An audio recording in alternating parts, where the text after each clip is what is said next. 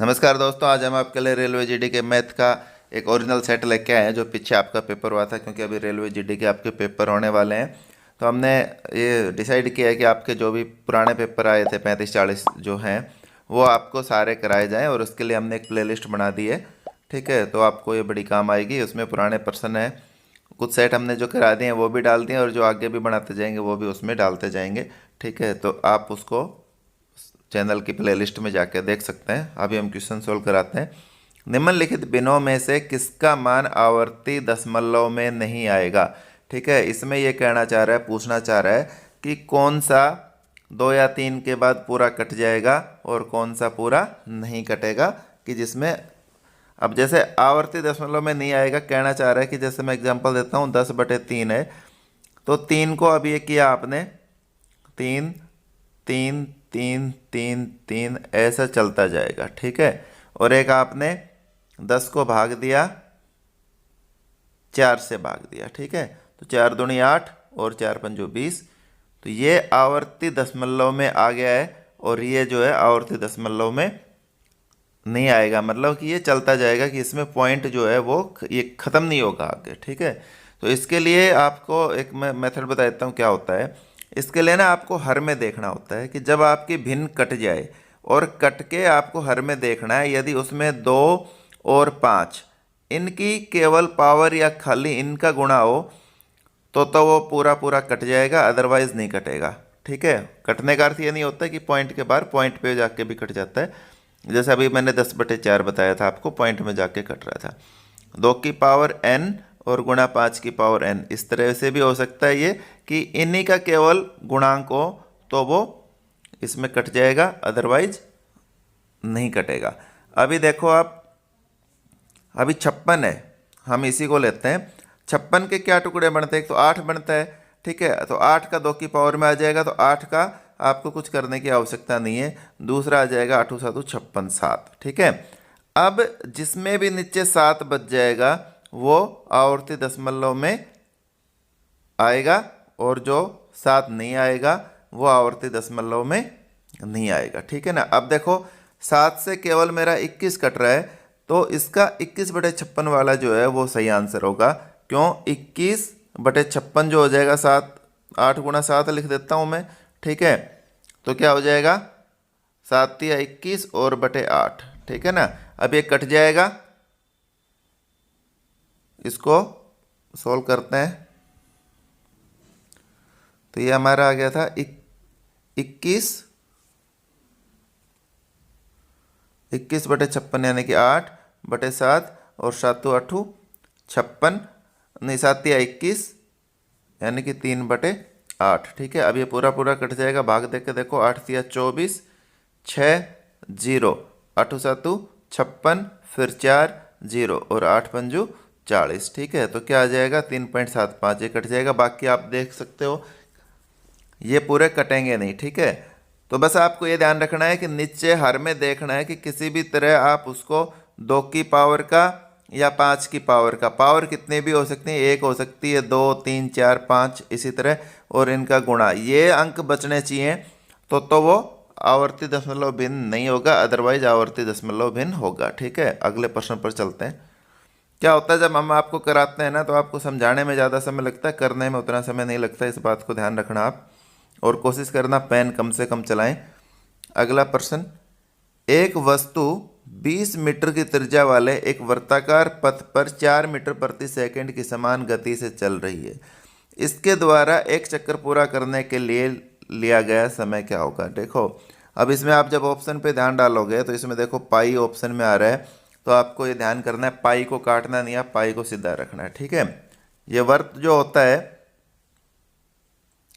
ये कह रहा है वर्ताकार पथ पर चक्कर लगा रहा है। चक्कर लगाने का अर्थ क्या है, इसकी आपको परिधि निकालनी पड़ेगी। क्या निकालनी पड़ेगी, परिधि निकालनी पड़ेगी। तो उस परिधि की जो दूरी आएगी, ठीक है, तो उससे अपने पास समय पूछ रहा है, तो समय के लिए क्या होता है, दूरी बटे चाल।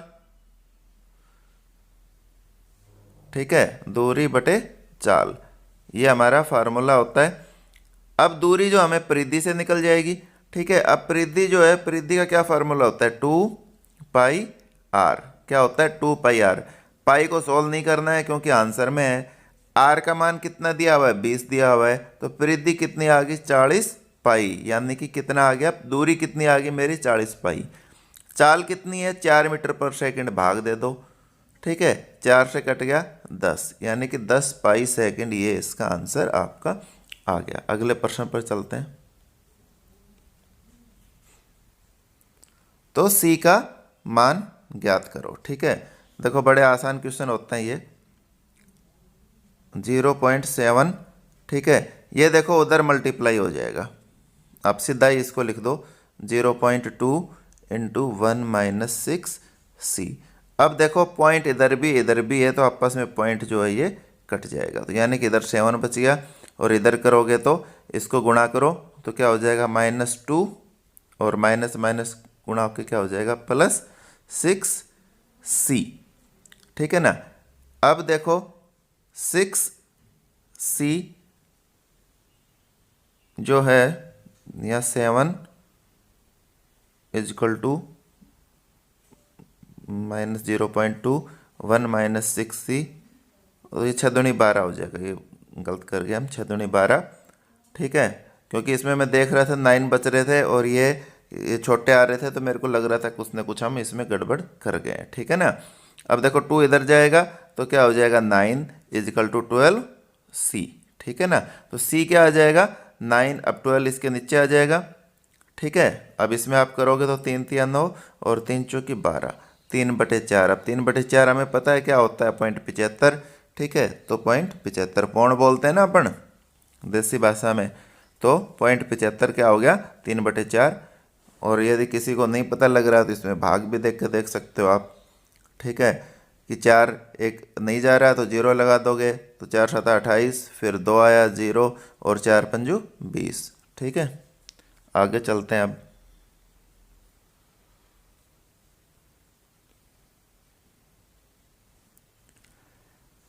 एक लड़की को 400 किलोमीटर की दूरी को 5 घंटे में तय करना है। उसने कुछ समय 85 किलोमीटर प्रति घंटे की गति से और शेष समय 55 किलोमीटर प्रति घंटे की गति से यात्रा की।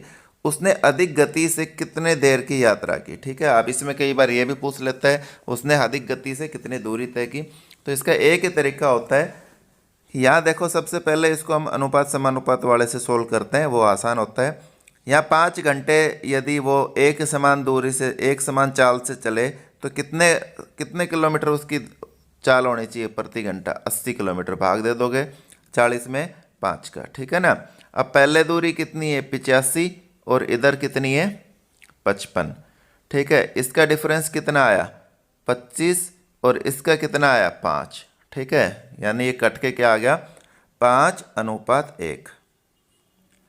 यानी इसने जो अधिक जो गति से चली है वो इतनी चली है, और समाल वाले से इतनी चली है। अब टोटल घंटे कितने हैं मेरे, 5, अधिक वाली की पूछी है, योग कितना आ गया, 6 × 5, 25/6, ठीक है। क्या आ जाएगा, 25, ये भाग दो, 4 सही 1/6, तो 4 घंटे तो पूरे हैं ही मेरे, ठीक है। और 1/6 घंटे को जब मिनट में बदलोगे तो क्या करोगे, 100 से गुणा कर दोगे, नहीं 100 से नहीं, सॉरी 60 से गुणा कर दोगे, क्योंकि 1 घंटे में 60 मिनट होते हैं, 6 से इसको काटोगे तो क्या आ जाएगा, 10, तो 4 घंटे 10 मिनट इसके आंसर आ जाएंगे, ठीक है। तो इसको इस तरह के क्वेश्चन को आप कोशिश करो इसी तरह से सोल्व करो, ठीक है।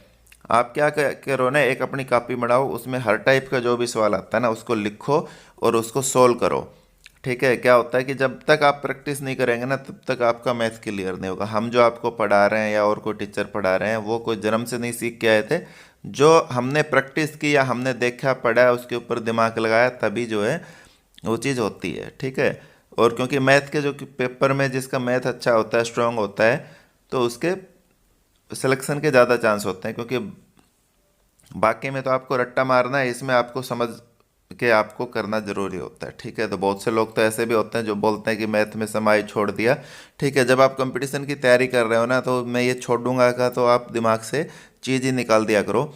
आप जितना भी इसको ज़्यादा से ज़्यादा पढ़ोगे उतना आपका ज़्यादा क्लियर होगा। अगले प्रश्न पर चलते हैं। 520 ग्राम पानी में 45 ग्राम नमक को मिलाकर एक विलयन तैयार किया गया है, मतलब कोई भी एक घोल बनाया गया है। द्रव्यमान सांद्रता के संदर्भ में द्रव्यमान प्रतिशत की गणना कीजिए। ये कह रहा है कि जो घोल बना है 520 ग्राम उसमें पानी है और 45 ग्राम नमक है, इन दोनों को मिला के घोल बना दिया, तो उस घोल में नमक का कितना प्रतिशत है वो ज्ञात करना है। तो नमक कितना हो जाएगा 45, घोल के लिए क्या करेंगे, दोनों को हम जोड़ देंगे, कितना आ जाएगा 565, और प्रतिशत में ज्ञात करना है तो गुणा क्या हो जाएगा 100। ठीक है, अब काटो इसको, 5 निम 45, 5 से काटोगे तो क्या आएगा 5 एकम 5, फिर 5 एकम 5 और 5 दिया 15। ठीक है, अब ये किसी से कट नहीं रहा है, यानी कि 900 बटे 113। अब कितने पे जाएगा वो देखो आप, ये भाग दे दो, 11 88 और 11 निम 99। ठीक है ना, यानी कि 8 पे जाएगा, तो पहले और दूसरे ऑप्शन तो आपके होंगे नहीं। अब 8 पे जाओ, 8 तिया 24, असिल पाई 8 तिया 24, असिल पाई 2, और 11 8 88 और 2 90, यानी ये ऊपर गया आपका 8 पे भी, है ना। तो आपका 8 से नीचे वाले 7.96 ये ऑप्शन हो जाएगा आपका, है ना। ठीक है, तो 7.96 हो जाएगा। अब भाग देख के देखोगे, 7 पे जाओ, ठीक है, फिर 9 पे जाएगा, फिर 6 पे जाएगा, इसी तरह से ये आपका आएगा। ठीक है, अगले प्रश्न पर चलते हैं।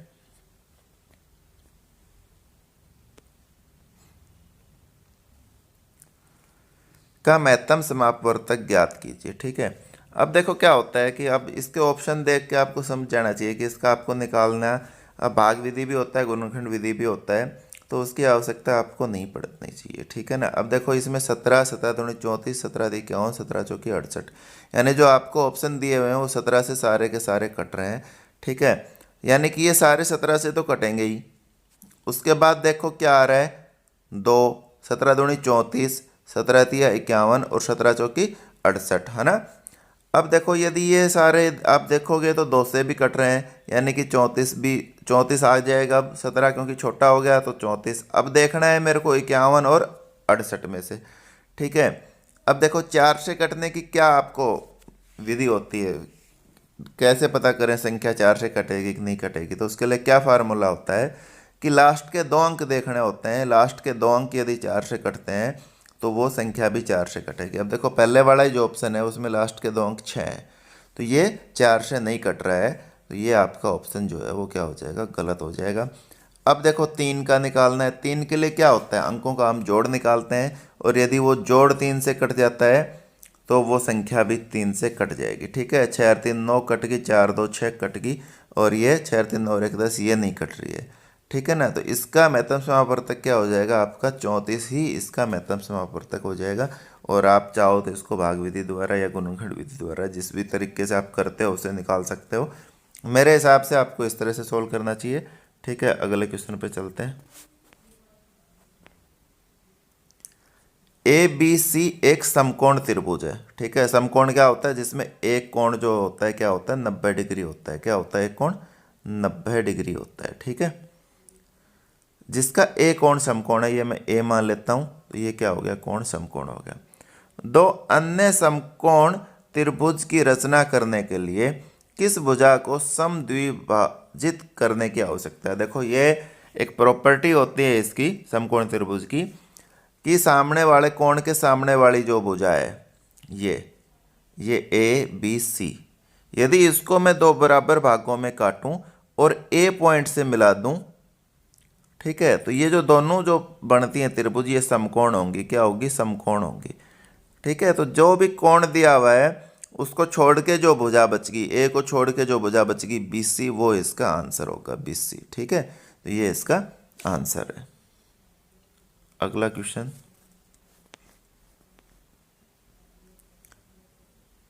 निरंजन भारती से 11 वर्ष छोटा है। ठीक है, अब देखो ये जो हमेशा ना ध्यान रखना है कि जिन भी 2 आदमियों के बीच इतना डिफरेंस है, ठीक है, जैसे आप भाई बहन है और आपके बीच में 5 साल का अंतर है, तो आप कितने भी बड़े हो जाएं, कितने भी छोटे रहें, पहले कभी भी कंपेयर कर लो, आपकी जो डिफरेंस है वो हमेशा क्या रहेगा, सेम रहेगा। 5 है तो 5 ही रहेगा, ठीक है ना। अब क्या कह रहा है, 15 साल बाद भारतीय निरंजन भारती, भारतीय नहीं है भारती, निरंजन की आयु की 1.2 गुना हो जाती है, ठीक है ना। कौन हो जाती है, भारती निरंजन की। पहले निरंजन क्या था, भारती से छोटा था, तो निरंजन ही छोटा है, ठीक है। निरंजन क्या मैं मान लेता हूं n, है ना। निरंजन की आयु की, यानी कि भारती जो है, b जो है वो क्या है, 1.2 गुना है किसकी, निरंजन की। तो अब इनका रेशियो निकालो आप, n इधर आ जाएगा, इसका पॉइंट हटाने के लिए बटे 10, ठीक है। अभी किससे कटेगा, 2 से कटेगा, 2 छक्के 12 और 2 पंजू 10, ठीक है। अब ये क्या कह रहा है, भारती की तो आयु कितनी है, 6 है, और निरंजन की आयु कितनी है, 5 है, ठीक है। ये 6 है और ये 5, और इनका डिफरेंस कितना आ गया, 1। हमारा डिफरेंस कितना दिया हुआ है, 11। इस डिफरेंस को मेरे को क्या करना है, 11 बनाना है, तो मैं क्या करूँगा, इनको 11 से मल्टीप्लाई कर दूंगा। तो 11 छक्के 66 और 11 पंजू 55, ये उनकी 15 साल बाद की आयु आ गई, ठीक है ना। अब क्या पूछ रहा है, निरंजन की वर्तमान आयु, ये निरंजन की 15 साल, ये सॉरी भारती की 15 साल बाद की है, ये निरंजन के 15 साल के बाद की है। तो निरंजन की 15 साल पहले, यानी कि आज की क्या होगी उसकी, इसमें से घटा देंगे तो क्या आ जाएगा, 40 वर्ष इसकी क्या आ जाएगी, आयु आ जाएगी, ठीक है। अभी अगले प्रश्न पर चलते हैं।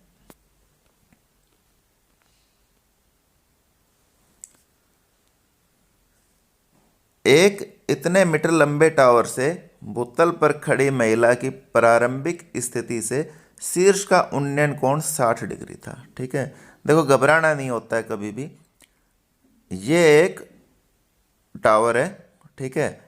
यहाँ कोई महिला खड़ी है धरती के ऊपर भूतल पर, ठीक है ना।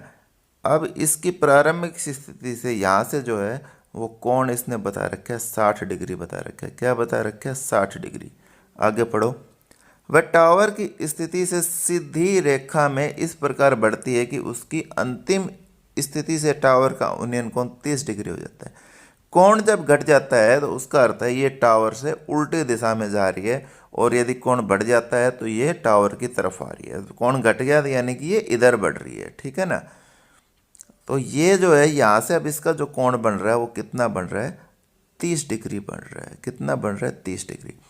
अब पूछ रहा है वह अपनी प्रारंभिक स्थिति से कितनी दूर चली गई, ठीक है। अब इसमें कई बार ये पूछ लेता है प्रारंभिक स्थिति से, कई बार पूछ ले वो अब टावर से कितनी दूर चलेगी। जब टावर से पूछ ले तो हम सीधे निकाल देंगे।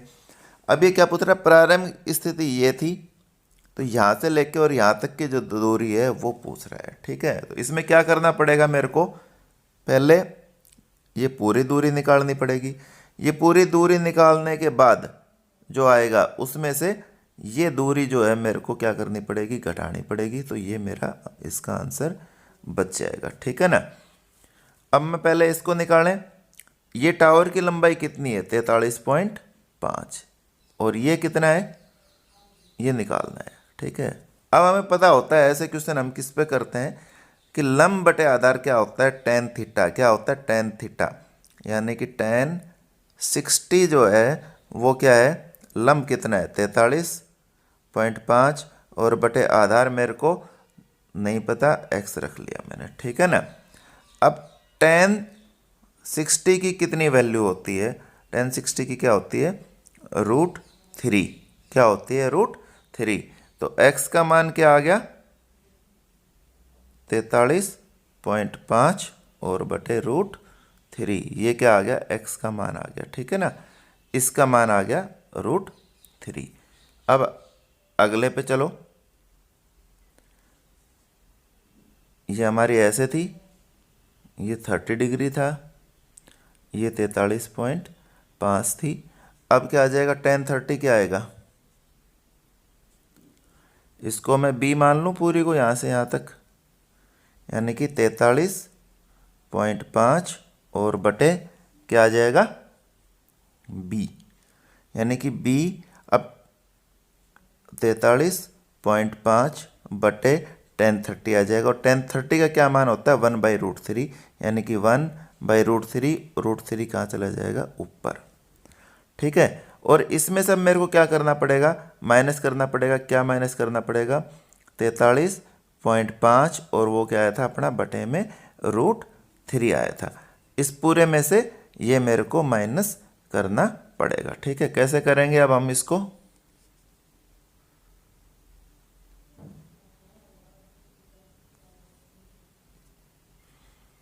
कैसे करेंगे, 43.5 √3 माइनस 43.5 और बटे क्या बच गया √3। 43.5 में बाहर निकाल लूँ क्योंकि कॉमन है, गुणा में हमें आसानी होगी।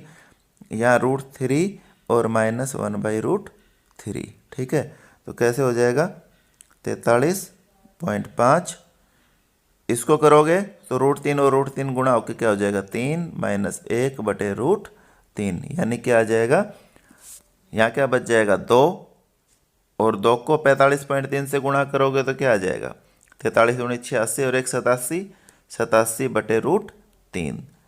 अब √3 देखो नीचे किसी में नहीं है, इसने क्या किया है √3 से ऊपर और नीचे गुणा कर दिया है, तो ऊपर करेगा क्या आएगा √3 आएगा और नीचे करेगा तो √3। √3 और √3 कट के क्या हो जाएगा 3 बच जाएगा। ठीक है ना, अब 3 को इसमें भाग दोगे क्या आ जाएगा 29, यानी कि 29 √3 जो है इसका आंसर आपका आ जाएगा। ठीक है, तो ये आसान है, बस इसमें ये ध्यान रखना है आपको दोनों अलग अलग मान लेनी है उसमें। ठीक है, एक को जैसे मैंने x मानी थी और दूसरी को b मानी थी। ठीक है, कई बुक्स में ऐसे भी होता है कि इसको जो है x या b जो है और उसमें से जो पहले जो मान निकाला था वो जोड़ देते हैं कि 43.5 और 43.5 बटे √3 और फिर करके निकालते हैं, तो वो फिर आपका लेंथी हो जाता है। ठीक है, अगले प्रश्न पर चलते हैं।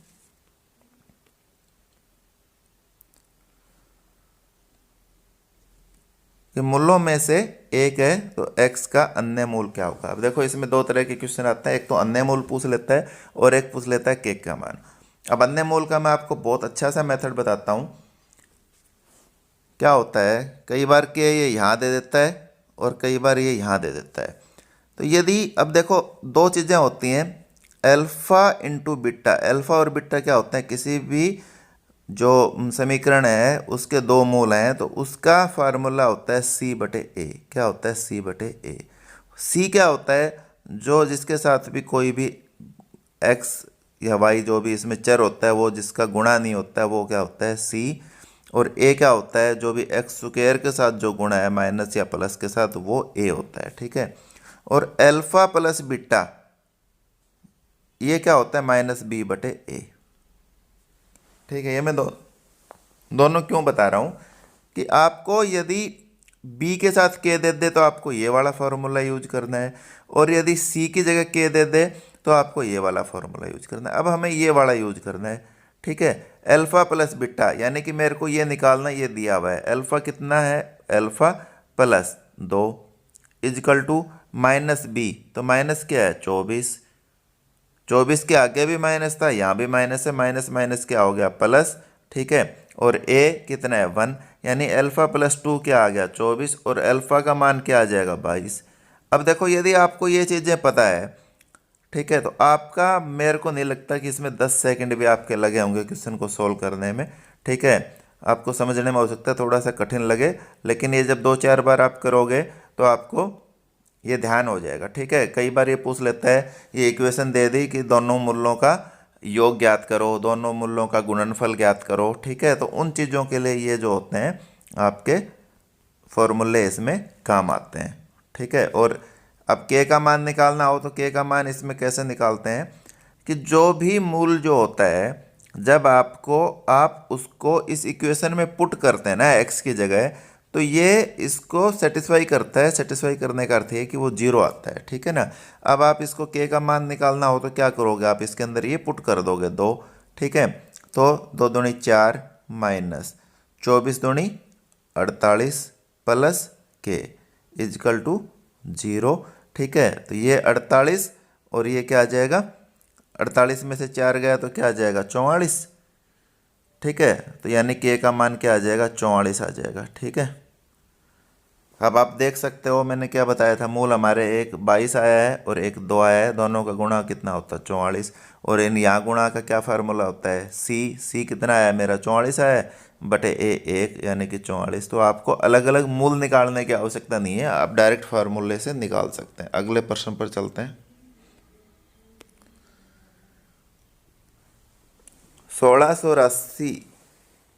1600 रुपये की राशि पर 10 वर्ष में कितना साधारण ब्याज प्राप्त होगा यदि ब्याज की दर 7.5 प्रति वार्षिक हो। देखो बहुत आसान सवाल है।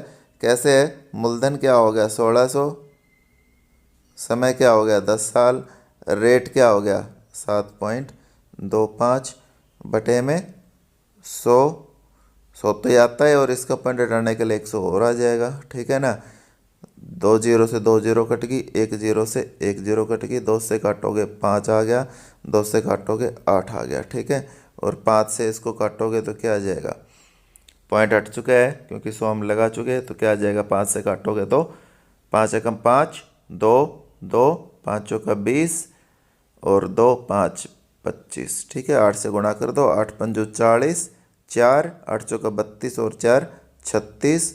ठीक है, अब देखो वैसे तो 6 आ गया तो मेरा यही ऑप्शन आना चाहिए, बाकी आप कर भी सकते हो।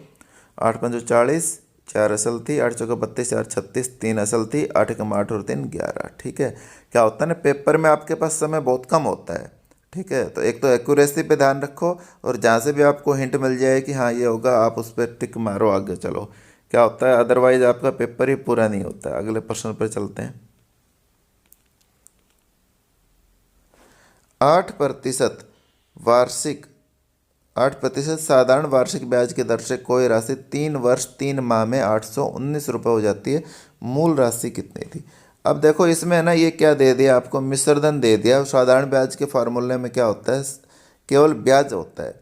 तो ब्याज क्या होता है 819 जो है मिश्रधन है, उसमें से मैं प्रिंसिपल यानी कि मूलधन जो है पी घटा दूंगा तो ये क्या बन जाएगा, ब्याज बन जाएगा। और ब्याज का फार्मूला क्या होता है, पी मूलधन गुणा दर 8 और समय।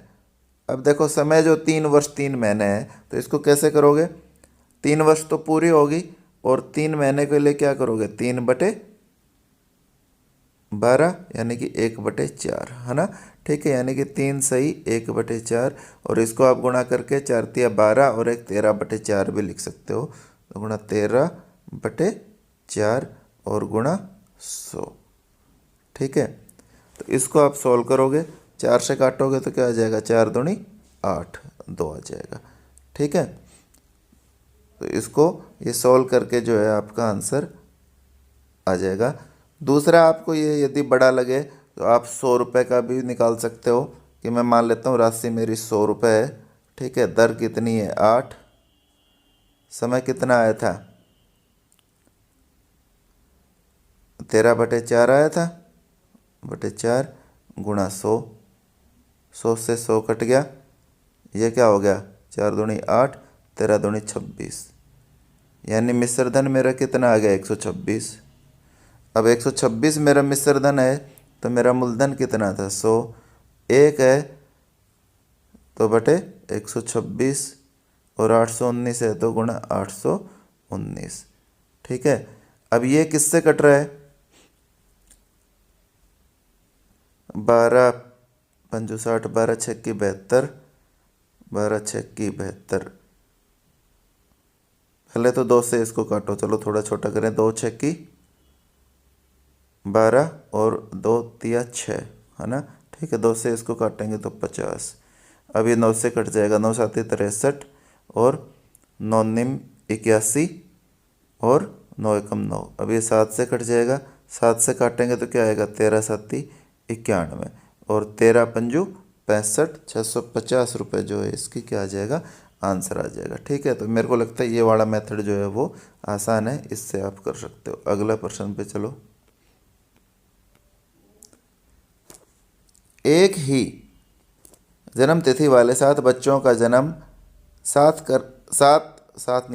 है ये 7 कर्मिक वर्षों में हुआ। कर्मिक होते हैं लगातार। सबसे बड़े 3 बच्चों की आयु का योग 78 है। सबसे छोटे 3 बच्चों की आयु का योग कितने वर्षों का। ठीक है, अब देखो आप कैसे भी करते हो, मैं इसका बड़ा आसान तरीका बताता हूँ। 3 बड़े बच्चों के आयु का योग कितना है, 78 है, तो उनका औसत कितना होगा, 3 से भाग कर दो, तो 3 से भाग करो क्या आ जाएगा, 26। अब मैं केवल 3 इन्हीं पे कंसंट्रेट करता हूँ, 3 बड़े बड़े, तो औसत जो होता है वो हमेशा बीच वाले का होता है, यानी एक इससे बड़ा लड़का होगा 27 साल होगा और एक इसका 25 होगा, ठीक है। अब टोटल कितने थे, 7 थे, तो ये 27, 26, 25, इससे छोटे वाला क्या होगा 24, इससे छोटे वाला क्या होगा 23, इससे छोटे वाला क्या होगा 22 और इससे छोटे वाला क्या होगा 21। ये 3 छोटे वाले हो गए। अब ये क्या कह रहा है, 3 छोटे बच्चों की आयु का योग निकालने के लिए आप इनको क्या करोगे, जोड़ लोगे। या दूसरा तरीका क्या होता है, जब भी 3 हो, 5 हो, 7 हो, तो जो बीच वाला होता है उसको, जितने भी हैं, 3 है तो 3 से गुणा कर दो, 5 है तो 5 से गुणा कर दो, 7 है तो 7 से गुणा कर दो, वही योग आ जाता है।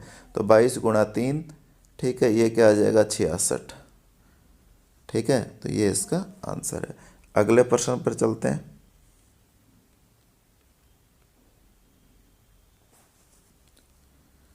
एक सम सप्तभुज और एक सम द्वादशभुज, द्वादशभुज होता है जिसमें 12 भुजाएं हो, सप्तभुज होता है जिसमें 7 भुजाएं हो, कि आंतरिक कोणों की माप का अनुपात क्या होगा। अब देखो आंतरिक कोण का फार्मूला क्या होता है, ये याद करना है, n-2 गुणा 180 बटे n होता है। क्या होता है, ये आंतरिक कोणों का फार्मूला होता है। तो जब भी अनुपात पूछे ना, तो जो चीज़ कॉमन है कि जैसे 180 है, 180 180 रहेगी, चाहे भुजा कितनी भी हो, तो ये अनुपात में कट जाते हैं आपस में, तो इनको आपको रखने की आवश्यकता नहीं होती है। अब पहले वाले में रखो, आप 7 रखोगे क्या आएगा, 7 माइनस 2 क्या आएगा, 5 बटे 7। अब दूसरे वाले का रखो, 12 में से 2 गए तो 10 बटे 12, ठीक है। अब इसको क्या होगा, 12 आपका ऊपर चला जाएगा, 10 जो है क्या हो जाएगा, नीचे रह जाएगा। तो 5 दूनी 10, ठीक है, यानी कि 12 बटे 7 दूनी 14, ठीक है। तो ये 2 से कटेगा, 2 दूनी 6, 6 दूनी 12 और 2 7 14, ठीक है। तो 6:7 जो है इनका क्या आ जाएगा, रेशियो ये आ जाएगा, ठीक है। तो बस ये फार्मूला आपको ध्यान रखना है और उसके अंदर वैल्यू पुट कर देनी है, आपका आंसर आ जाएगा। अगले प्रश्न पर चलते हैं। का मान ज्ञात कीजिए। अब देखो ऐसे क्वेश्चन में क्या होता है, सबसे पहले हम इनको सोल्व करते हैं। तो इनको सोल्व करोगे क्या आएगा, 3 पंजू 15, 5 आ गया, ठीक है। अब 5 को 8 से गुणा करोगे, 8 पंजू 40, किसका आ गया, माइनस का, माइनस का 40 आया, ठीक है। तो यानी कि 20 माइनस 40, ठीक है, क्या बच गया, माइनस का 20। ये पूरा हो गया। अब देखो ऐसे क्वेश्चन को जब भी करो ना, छोटे छोटे में करो, क्योंकि लिखने में आपका ज़्यादा समय लगेगा। अब 30 से भाग करना है, तो यानी कि इसके ऊपर क्या आ जाएगा, 30, ठीक है, क्या आ जाएगा, ये कट गया, माइनस आगे आएगा, इसको काटोगे तो 1.5, ये इसका आंसर आ गया, ठीक है। इसी तरह करना, आपको भी टाइम बचाना है। यहाँ -20 आया था, तो फिर ऐसा नहीं है कि यहाँ 30 लिखोगे और फिर -20 यहाँ लिखोगे, फिर माइनस लगाओगे, ठीक है। अब देखो ये भी आपको लिखने की वैसे तो आवश्यकता नहीं है, अब इसको सीधा सोल्व करने की कोशिश किया करो, ठीक है। 3/2 हमें पता होता है, 1.5 होता है, थोड़ा सा क्या ना, अब जैसे 5.25 है, 5.25 क्या होता है, 5.25 होता है, सवा कितना होता है, 1/4, और 1/4 कितना होता है, 5.25, ठीक है। ये हम डेली भाषा में करते हैं, लेकिन बस पता नहीं होता है हमें। अगले क्वेश्चन पे चलो।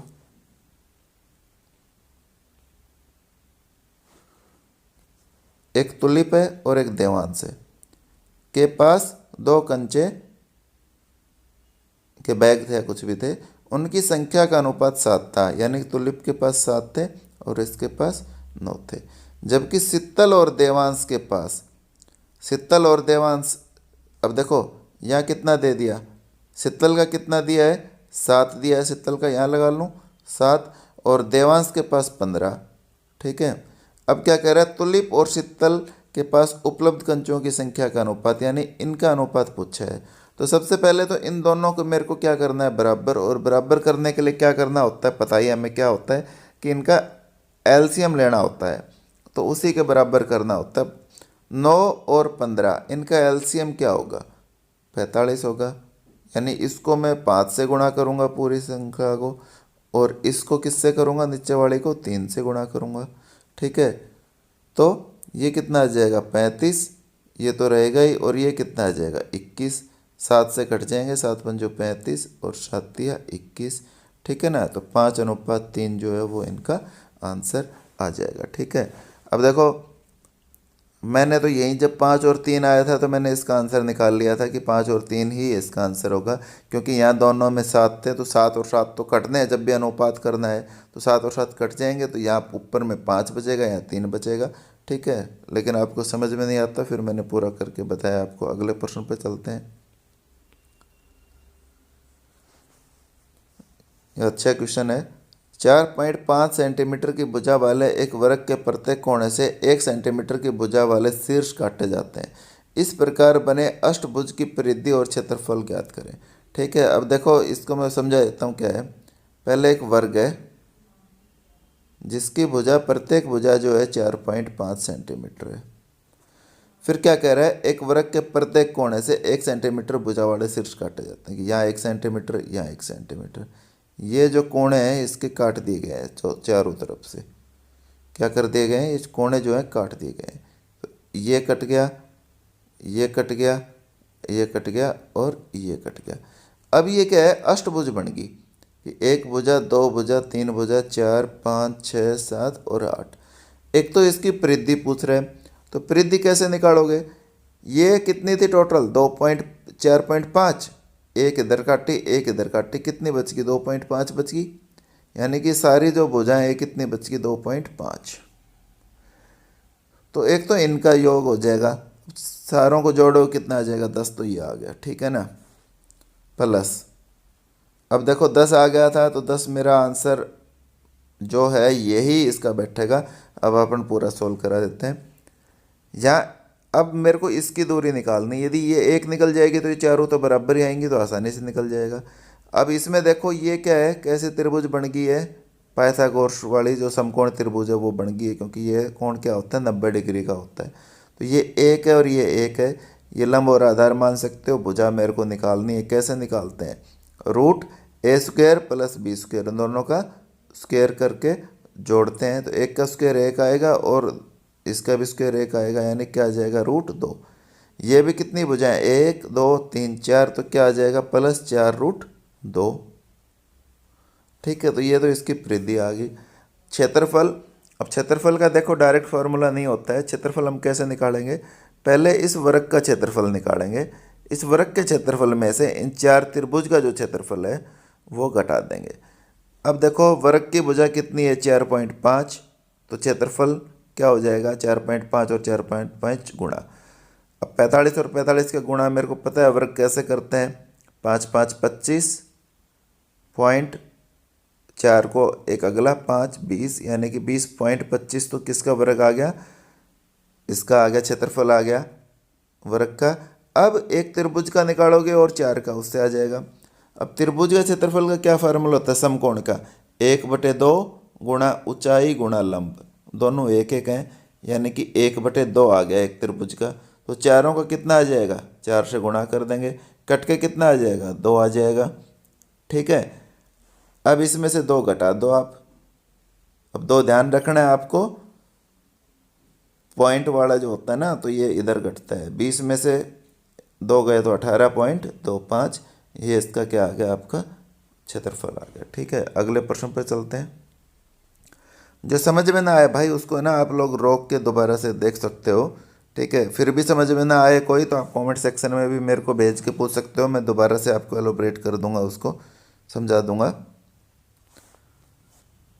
साई किसी काम को 17 दिन में कर सकता है, जबकि बिंदु इसे 51 दिन में कर सकता है। साई पहले दिन काम करता है, बिंदु दूसरे दिन काम करता है। काम के समाप्त होने तक यह प्रक्रिया जारी रहता है। काम को पूरा करने में कितने दिन लगे। ठीक है, ये 17 दिन में कर सकता है, ये 51 दिन में कर सकता है। आपस में कट रहे हैं तो इनका एलसीएम क्या हो गया, 51 हो गया। ठीक है, यानी कि इनको 51 यूनिट्स बनानी है जो इनका काम है। अब साई जो है 51 यूनिट 17 दिन में बना देता है, यानी कि ये 17 थी 51 एक दिन में कितनी यूनिट बनाएगा? 3 यूनिट। और बिंदु 51 दिन में 51 बनाता है तो एक दिन में कितनी बनाएगा? 1 बनाएगा। अब देखो पहले दिन साइन ने काम किया, दूसरे दिन बिंदु ने काम किया। 2 दिन में कितनी यूनिट बना दी? इनने 4 यूनिट बना दी। 2 दिन में कितनी बना दी? 4 बना दी। ठीक है ना। अब देखो इसको काटना नहीं है, यहाँ 51 है और यहाँ 4 है, तो पहले 4 से इसको भाग देख के देखा करो जहाँ तक पूरा, मतलब इसके एक नीचे तक। यदि मैं 12 से करूँगा तो 12 चौकी 48 आ जाएगा, और 13 से करूँगा तो 13 चौकी 52 आ जाएगा। तो 52 ऊपर आ गया, तो मेरे को 48 तक जाना है। अब 48 तक ये कितने में हो गया? 12। 4 से जब मैं 48 को भाग दूंगा तो 12 आ गया, यानी कि 24 दिन में ये 48 बना देंगे। कितने बना देंगे? 48। अब 48 इसमें से बना दिए और इसके बाद 3 बच गए। यहाँ तक एक जो है ना, इसका चक्कर पूरा हो जाता है। अब दोबारा जो साईं जाता है। अब साईं गया पहले दिन इस 24 के बाद, तो उसने एक दिन में 3 बना दी, तो यानी कि 24 और 1 25, ये इसका आंसर है। 25 दिन में ये काम को क्या कर देंगे? पूरा कर देंगे। ठीक है, अगले प्रश्न पर चलते हैं। ये देखो फिर आयु से संबंधित क्वेश्चन आ गया। वकार और नसीमा की आयु में 8 वर्ष का अंतर है। देखो अंतर हमेशा बताया था मैंने सेम रहता है, ये हमें निकालने में काम आता है। जब 30 साल पहले उनका विवाह हुआ था तो वकार की आयु का 4 गुना, वकार की वी इसका 4 गुना, नसीमा की आयु के 5 गुना के बराबर था। यानी कि v बटे एन क्या आ जाएगा? 5 बटे 4 आ जाएगा। क्या आ जाएगा? ठीक है ना। यानी वकार की 5 होगी तो नसीमा की कितनी होगी? 4 होगी। अंतर कितना आ गया दोनों में? 1 आ गया। हमारा अंतर कितना है? 8, यानी 8 का अंतर लेके आना है। तो इसको क्या करेंगे हम? इससे गुणा कर देंगे। 8 पंजो 40 और 8 चौका 32। ये उनकी 30 साल पहले थी। अब क्या पूछ रहा है? उनकी वर्तमान आयु का योग, दोनों का योग पूछ रहा है। ठीक है, तो आज की इसकी क्या हो जाएगी? 30 इसमें जोड़ दोगे, इसमें भी 30 जोड़ दोगे, तो ये 70 होगी और ये 62 होगी। जोड़ कितना हो गया? 132। तो ये इसका आंसर हो गया 132। ठीक है, अब देखो इसको सोल्व करने के बहुत तरीके हैं। यहाँ इसको भी आप जोड़ देते तो बेहतर आता, और 30 साल पहले था तो दोनों का 30 और 30 60, यहाँ भी जोड़ सकते थे आप, तो भी 132 आता। तो जो भी आपको दिमाग में आए उस तरह से आप इसको कर सकते हो। 132 वर्ष इसका आंसर। आगे चलो।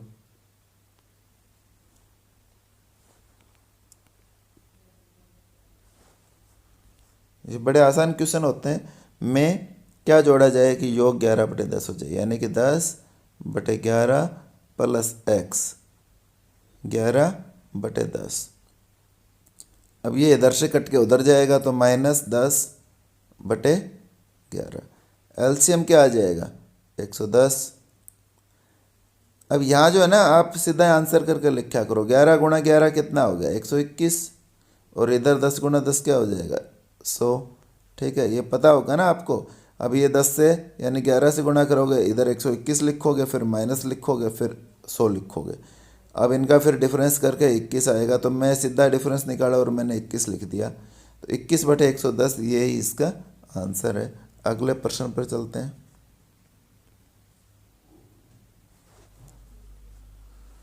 चार अंकों को आरोही क्रम में रखने पर उनका क्रम WXYZ है। सबसे 3 छोटे अंकों का औसत 25.5 है, जबकि सबसे बड़े 3 अंकों का औसत 29.5 है। आंकड़ों का पारस ज्ञात कीजिए। पारस का अर्थ होता है जो बड़े वाला अंक है उसका और सबसे छोटे वाला अंक है उनका अंतर निकालना होता है। तो यहाँ सबसे बड़ा Z है और सबसे छोटा W है, तो Z माइनस W मेरे को निकालना है।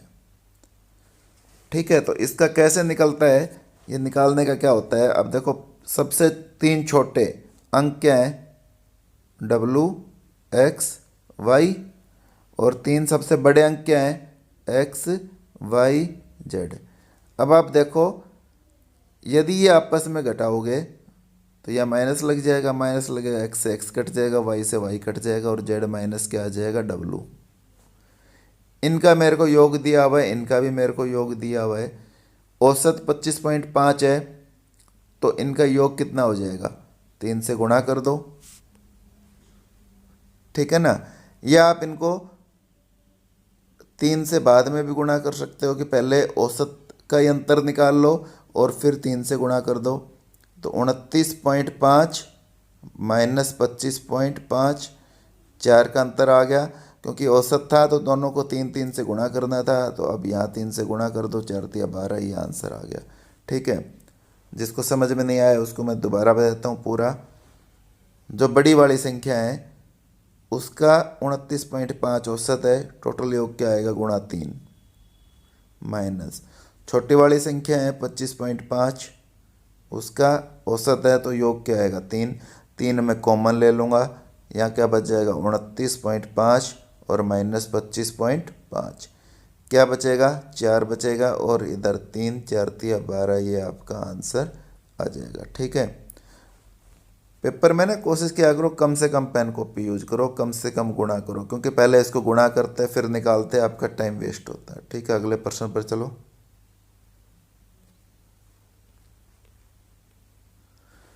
निम्न में से कौन सी संख्या भाज्य नहीं है, ठीक है। तो ऐसे का कोई शॉर्टकट फॉर्मूला नहीं है, आपको पता होना चाहिए कि कौन सी संख्या किस किस से क्या कट सकती है। अब इसमें एक ही संख्या आएगी जो भाज्य है, बाकी क्या होंगी, 3 अभाज्य है, ठीक है। अब देखो 9 आ रहा है सबके लास्ट में, तो 9 से मोस्ट प्रोबेबली कटने चाहिए, ठीक है ना, या 3 से कटना चाहिए।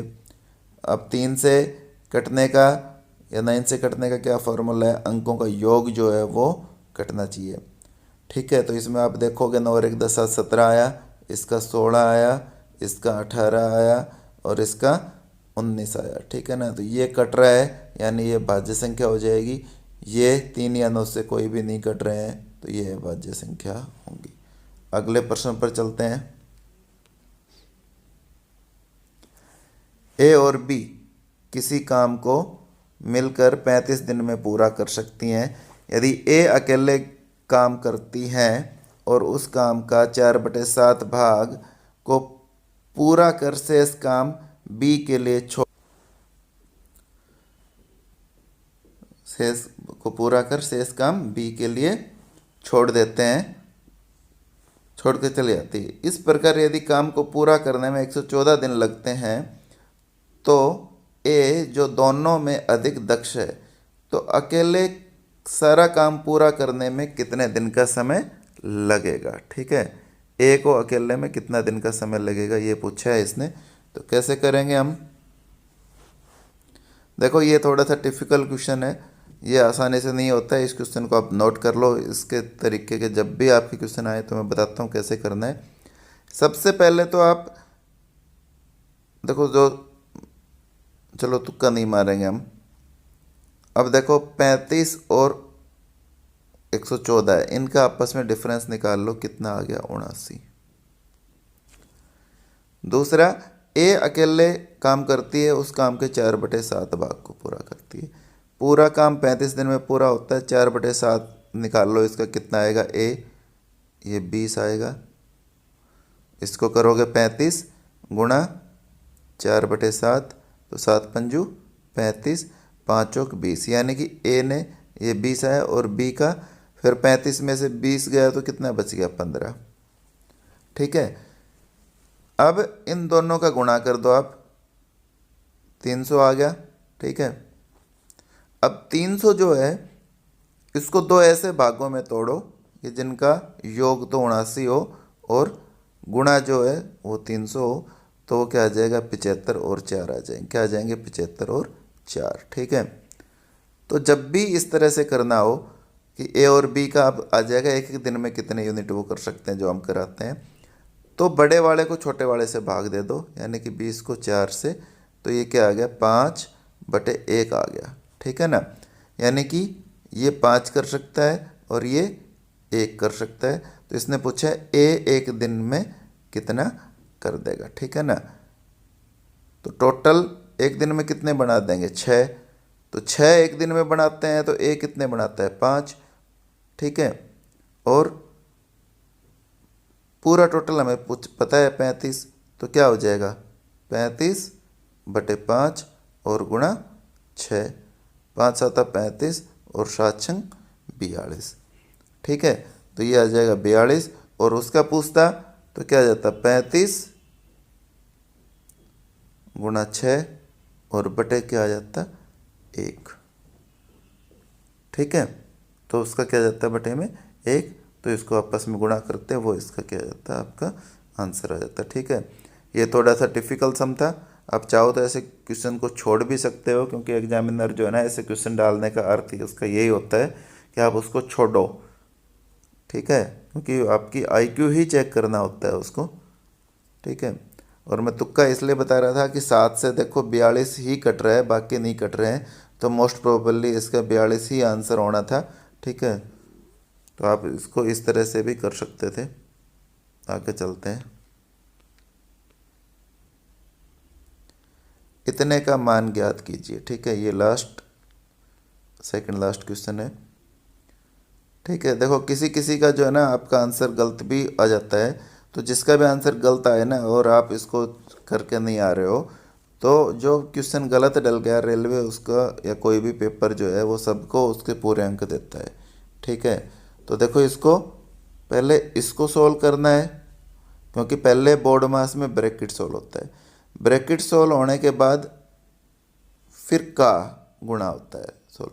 तो पहले इसको सोल्व करेंगे, तो माइनस से माइनस कट गया, क्या बच गया 7। 7 का -1 क्या हो जाएगा, गुणा करोगे तो -7। अब 63 में 7 का भाग दोगे माइनस का, तो क्या आ जाएगा 7 निम 63 माइनस का 9। ठीक है, यहाँ तक ये सोल्व हो गया, माइनस का 9 आ गया। इसको सोल्व करोगे, बाहर निकालोगे माइनस का 6। माइनस का 9 और माइनस के 6 क्या आ गए, माइनस के 15। ठीक है, बाहर क्या है 275, तो 275 बटे -15, क्योंकि भाग है। अब देखो ये पूरा पूरा कट रहा है और ये 10 तक ही है और ये इससे ऊपर जाएगा, इसके ऑप्शन गलत हैं। तो ऐसे क्वेश्चन को आपको छोड़ना होगा, लेकिन आपको पूरे अंक उसके मिल जाएंगे। अगले प्रश्न पर चलते हैं। अभी सोल्व करना है। अब देखो एक इस ब्रैकेट को सोल्व करना है और फिर एक इस ब्रैकेट को सोल्व करना है। ठीक है ना, इसको सोल्व करके और इसको सोल्व करके जो भी आएगा आपस में भाग कर दोगे। पहले इसको करो, 143 या 9 - 2 क्या आएगा 7, और 143 में 7 क्या है तो क्या आ जाएगा 136। भाग देना है, इसको सोल्व करना है। पहले देखो ये गुणा है, ये गुणा है और ये गुणा है। ठीक है ना, तो 1 और 1 क्या हो जाएगा, माइनस और माइनस प्लस, 5 या 15, 15 में 2 जोड़े तो क्या हो जाएगा 17। तो इसको क्या करोगे 17 से भाग दे दोगे। ठीक है, और 17 8 क्या होता है 136। ठीक है, तो ये इसका आपका आंसर आ जाएगा। ठीक है, तो ये हमारा जो पेपर था सेट पूरा हुआ। ठीक है, आपको कोई भी क्वेश्चन में डिफ़िकल्टी लगी हो तो आप उसको दोबारा से मेरे को पूछ सकते हो। ठीक है, और आशा करता हूँ कि आपको थोड़ा सा मैं शॉर्टकट करने की वो चलता हूँ, क्योंकि उससे आप क्या होता है थोड़ा सा दिमाग लगाओगे, और दिमाग लगाओगे तो आपको आपके दिमाग का विकास होता है उससे। ठीक है, तो वो बहुत ज़रूरी है। थोड़ा सा आप कोशिश करोगे ना तभी आपको समझ में आएगा। क्या होता है यदि आप दिमाग नहीं लगाओगे तो जो हम क्वेश्चन करा रहे हैं ना उस टाइप के तो आप कर लोगे, लेकिन थोड़ा सा भी घुमा फिरा के आगे तो क्योंकि आपका दिमाग डेवलप होता नहीं है और आप उसको कर नहीं पाते हो। ठीक है, तो कोशिश क्या करो थोड़ा सा दिमाग लगाओ। ठीक है, तो यही मेरी सलाह है आपको, और आप अच्छे से तैयारी करते रहें। ठीक है, अब ज़रूर सिलेक्शन हो आपका। ठीक है, धन्यवाद, और मेरी वीडियो को लाइक और शेयर ज़रूर कीजिए।